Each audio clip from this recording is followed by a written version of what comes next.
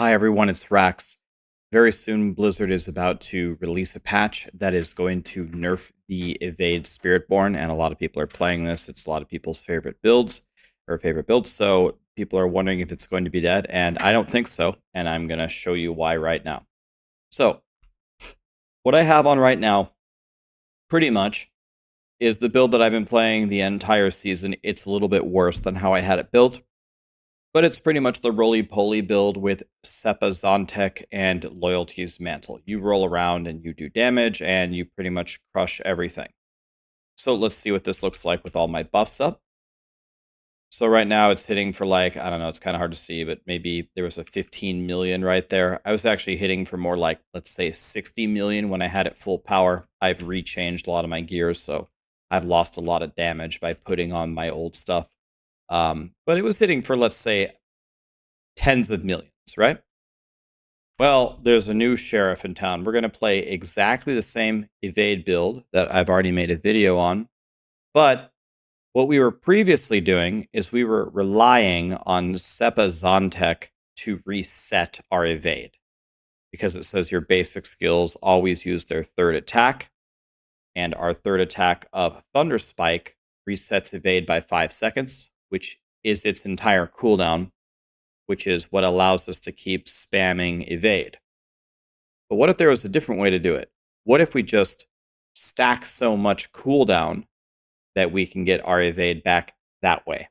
And that's exactly what we're going to do.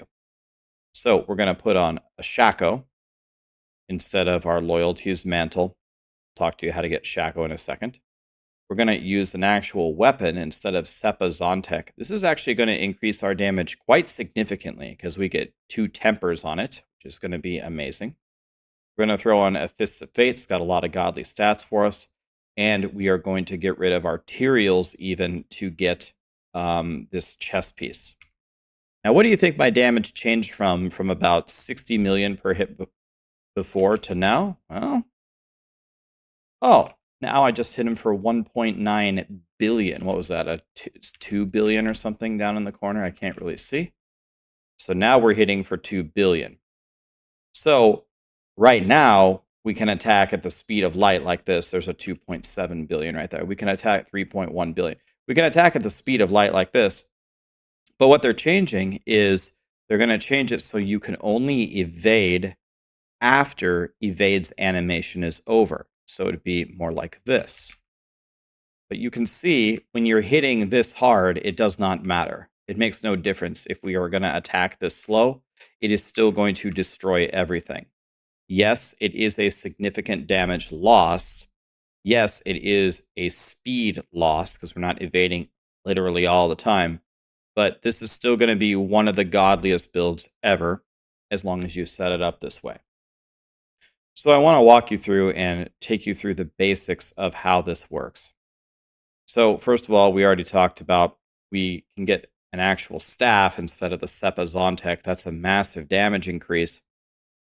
But if you read this power here, we're going to gain critical strike damage equal to a percentage of our block chance.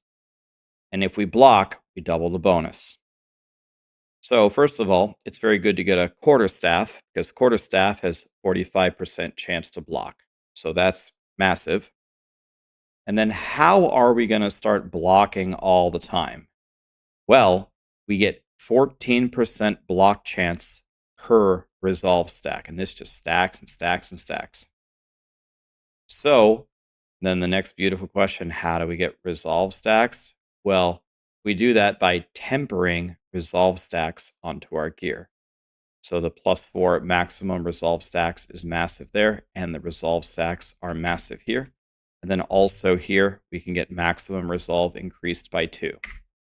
So what we're doing is we're pumping our resolve in order to get block, in order to send this multiplier through the roof, which is why you hit for so much damage. The second thing that you'll notice that I have a greater affix on life here. And you'll notice when you move through the Paragon board here, I'll show you in a second, you take all these things for life everywhere. You'll even notice that I have dropped the dexterity gems for barrier. And you might think that that's to keep me alive. Nope, I don't need any help staying alive with anything. The reason why we do this is because of a legendary power called Viscious Shields. You do 1% multiplicative increased damage for every 3% of your maximum life you have as barrier. So we stack life, we stack barrier, and we do just a bajillion damage. There are some things in the skill tree that you have to switch around in order to make the evades work now. So, for example, you do have to put all 3 points in acceleration, whereas before we only needed 1. We need all 3 evade charges. And then, of course, we also need massive cooldown reduction. That's why we're looking for a Shako. I've gotten 4 of them. None of them have a greater affix and cooldown reduction, whatever. At least I got the master working correct. This is why Raxxanterax boots are so powerful, because they roll with cooldown reduction. And then finally, we're looking for an amulet with a greater affix also on cooldown reduction. I believe they say that you need about 69 cooldown reduction to make it work, but I'm playing I don't quite have my master working correct, and it's somewhere down here. I have 63.6, and it seems to work beautifully. So once you make this switch, your damage goes up so significantly that it does not matter. It does not matter how slow you attack, you're going to obliterate everything in the game. And I'm going to demonstrate it for you. If you don't believe me, I'm going to show you.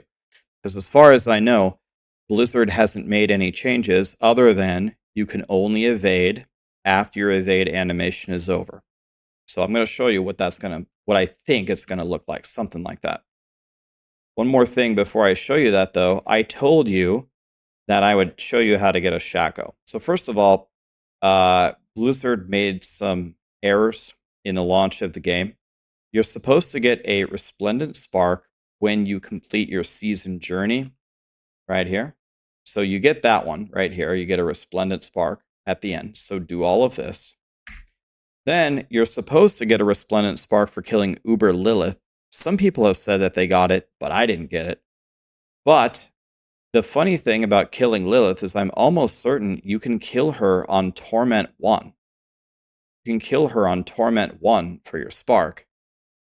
And if you guys have a decent build, she's going to be so easy on Torment 1 as long as you can dodge the little fireballs. I made a video last season about how to kill her. Or if you can't do that, you can kill a tormented boss. Barshan, Duriel, Andariel, Beast and Ice, Grigor, Zir. And those should give you a Spark. You only need 2 of them, so you can just finish your season journey and kill Lilith or something. Then you're going to go over here to the Jeweler, and you go to Mythic Unique, and you want to craft a Harlequin Crest, aka a Shako. Now, if you right-click here, it'll show you what you actually need. You need 6 Eoms, 6 Lax, and 6 Tons. So you might look at your runes and say, I don't got any of that. I don't have any of those runes. The best ways to get runes are, if you go to the Undercity, there is a tribute that you can get that gives you runes. I think it gives you like 4 runes per run. Let's see, this gives runes. Tribute of Harmony. I have 83 of them. If you run these with some party members and keep running this, you can get a ton of runes that way. Another very nice way to get runes is actually just to do the boss rotations. And not everyone's trying to craft the same mythic uniques. Some people are trying to craft ethereals, some people are trying to craft something else, and they require different runes to craft them. So maybe you can make trades, you can go on the Crimson Market and do trade sites. By the way, shout out to Crimson Market. They're going to be doing another PC giveaway very soon. It's going to be partnered with Starforge, so that's going to be sick. You can use them to trade. Shout out to my friends at Crimson Market.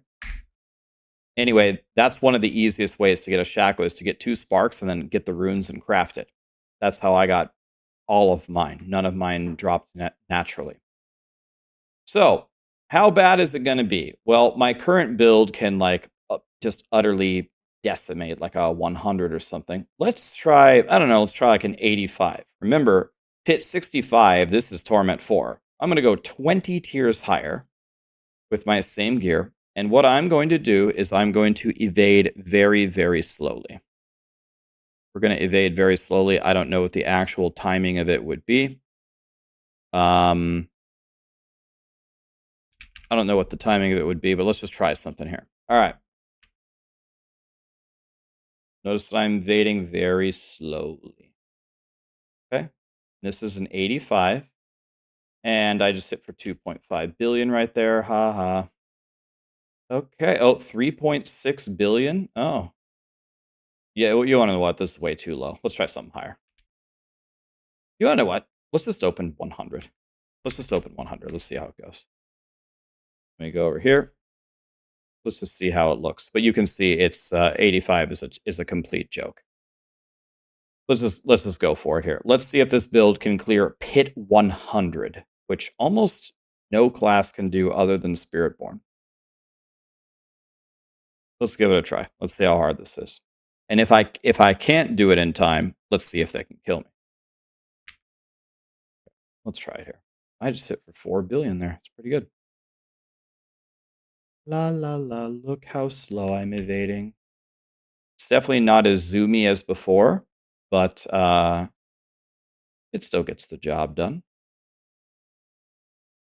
Okay. Let's get our buffs active here. Okay. Well, we're not speeding through it, but they can't kill me. Okay. All right, let's go forward here. Let's see how this goes.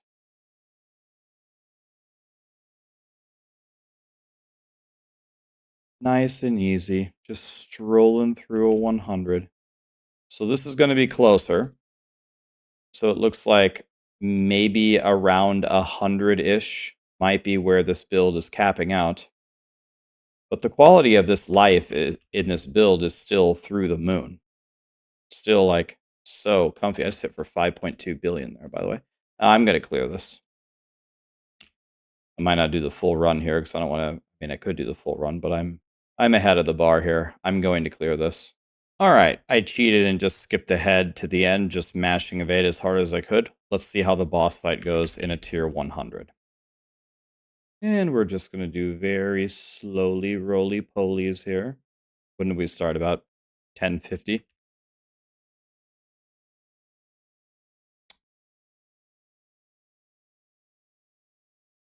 I mean, honestly, compared to last season when we had to fight him with Lightning Spear and how crazy the boss HP was before, this is like nothing. Going okay so far. What do we start at? 10:50-ish.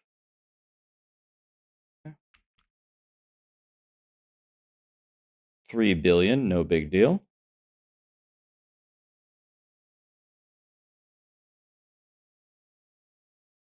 Oh, dang it. I got hit by one of those balls. I'm stupid.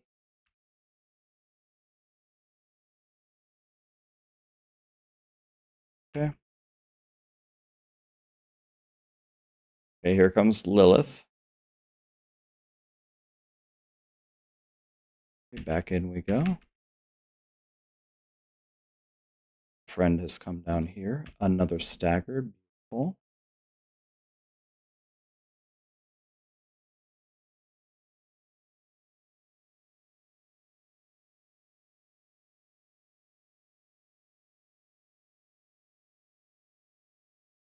The survivability actually seems pretty good. Pretty darn good, really. Comes Lilith. Dodge the waves and dead. I didn't see the time there. What was it, about a 2-minute fight? No big deal. Easy. So I still think this build is going to be able to do pit 100, which puts it essentially in super S tier. So I don't think this build's going to be dead at all unless I have somehow missed some other part of the nerf. Just slowing down the evade as long as you build the full CDR version is not going to be a big deal at all. And if I didn't already mention this earlier, there is a full update in the Maxroll guide. If you go to Mythic, it'll show you the Shako version, stacking the barriers with the redirected force, with the correct tempers on the resolve stacks. So you can just be absolutely crushing. So it's all here for you in the Mythic section. Go ahead and build this version. If you want to farm for a Shako, I'm playing all the time. I'd be happy to help you. And I hope this build guide helped you. Thank you.